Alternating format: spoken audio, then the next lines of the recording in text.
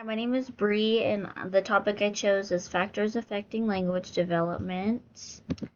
Um, an intro. The language development is the process where children acquire the ability to understand and use spoken and written language to communicate. Some obstacles to language development are biological, they can be cognitive, environmental, cultural, hearing and vision problems, and language disorders and disabilities. So first is genetics. Genes provide the blueprint for brain development. I learned that the FOXP2 gene is crucial for language development, and any mutations or disruptions can result in a speech and language disorder.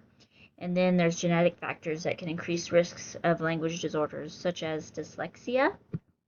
Um, so brain development, the first few years are particularly important for language acquisition. Broca's area in the frontal lobe is associated with speech production and articulation, where Nicky's area in the temporal lobe is responsible for understanding language. And any disease or damage to these areas can result in aphasia, which is the inability to understand or produce speech. Cognitive factors are attention and memory. They're both needed to focus and process language and store and retrieve information. Some cognitive skills that are important at this time are pattern recognition, categorization, and problem solving. Environmental factors that affect language development are lower socioeconomic status, because this usually means there's less access to quality health care, less parental education, and less financial security. Less parent-child interaction is due to the parents needing to be out to work to provide for their families financially. And parent-child interaction is critical in providing language input needed to develop communication skills. The research I saw said that by school entry, lower SES children produce half the number of words than their high SES peers. Some environmental factors that affect some more environmental factors are peer interactions. They're very beneficial to language development. Children can practice their communication skills, learn new words, and how to cooperate with others. Children learn from observing and imitating other children. By the time children first enter school, their vocabulary is expanded very rapidly. Some cultural factors. Different cultures have different values and beliefs about language use and communication, and this can influence how a child learns language.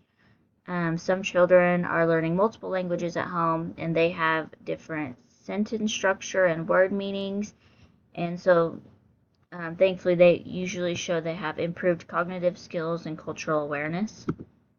Um, there can be hearing and vision problems that affect language development. Hearing is essential because they need to hear the sounds in order to imitate them, and children with hearing loss can usually have experienced difficulty learning new words and grammar. Vision is especially important when learning to read, and it can be very hard for them to read and write if they have vision problems. Language disorders and disabilities. This can include autism spectrum disorder.